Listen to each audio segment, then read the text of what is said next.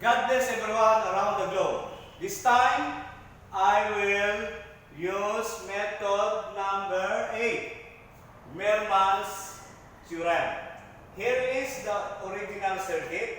I just redraw the circuit in this way.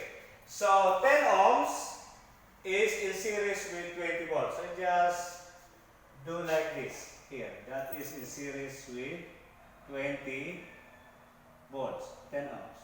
Then this one, by the way, this one is 12 ohms. So this 12 ohms resistance here. Then this one, I can series that one, connecting that one, 15 ohms, then 15 volts. Here, 15 ohms, 15 volts. Now, the formula for Merman's voltage, if I take the voltage there, this is the formula for the Merman's voltage. Summation of current divided by summation of conductance, where J is conductance.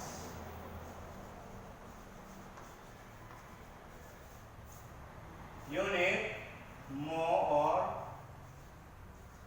Siemens.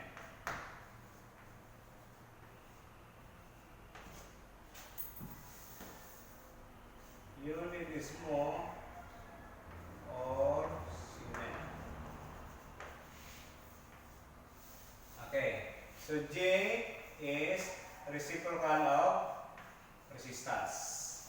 Since the unit of resistance is ohm, so the unit of conductance is just revert, mho or Siemens. So the unit here is like this, invert of ohms. Okay. I will now use that formula.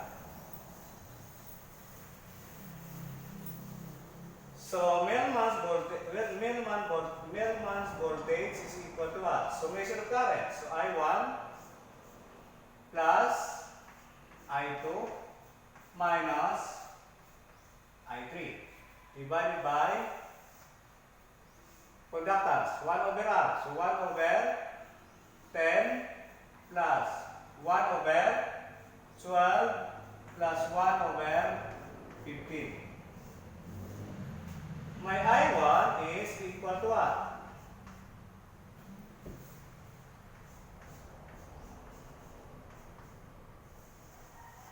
My I1 is 20 over 10.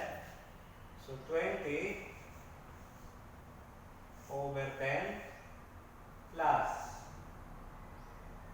I2 15 over 15.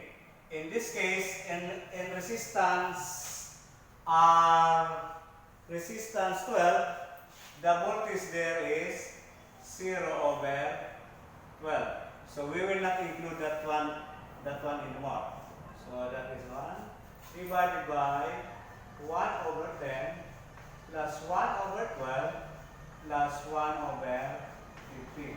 If I simplify this one, this is equivalent to 12 volts. Now, apply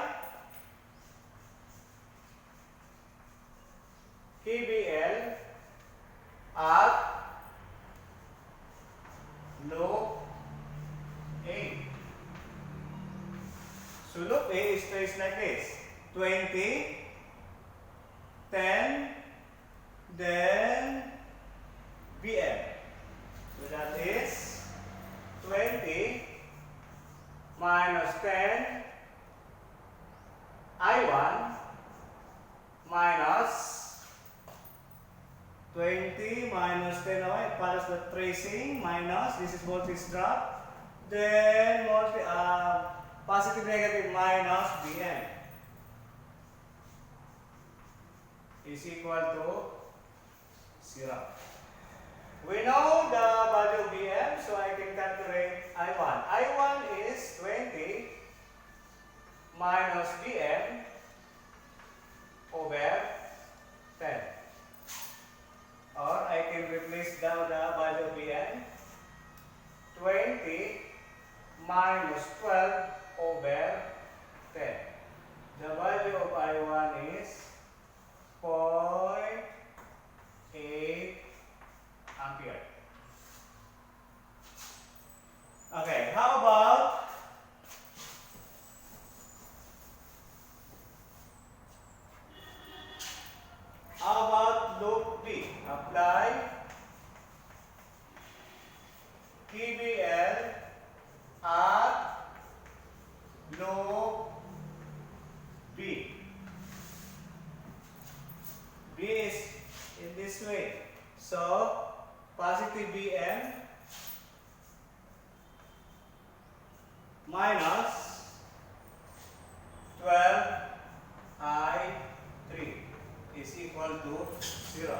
Bn then minus 12I3.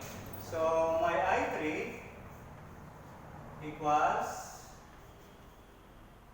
Bm over 12. Or simply that is I3 equals 12 over 12.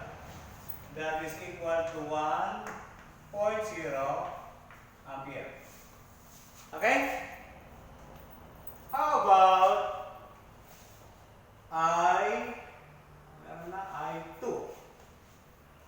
Okay, I will apply KVL at loop. Apply KVL at loop. Solving ko nga ito. At loop? Loop C.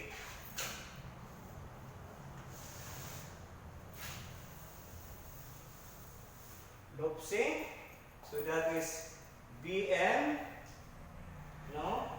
That is 15 minus 15I2 minus 15I2 minus Bn is equal to 0.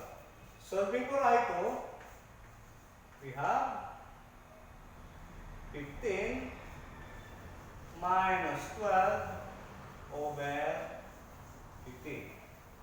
So my answer for I2 is 0.2 ampere. Therefore, let's summarize the answers. I1 is 0.8. I3 is 1.0 ampere.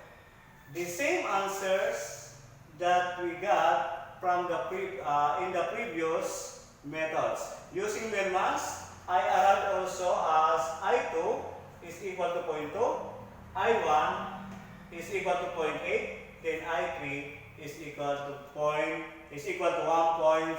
Thank you very much for watching. God bless you all.